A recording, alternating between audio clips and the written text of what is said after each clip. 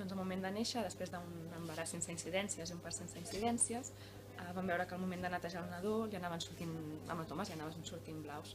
Llavors de seguida van sospitar que podia ser un problema hematològic, un problema relacionat amb plaquetes. Van veure que havia fet una hemorràgia cerebral degut al fet de no tenir plaquetes i van activar tot aquest protocol que implica una coordinació excel·lent amb el banc de sang i teixits, que de manera molt urgent ens van enviar plaquetes. Ell està perfecte, no va tenir seqüeles i ens ha tocat la loteria en aquest sentit.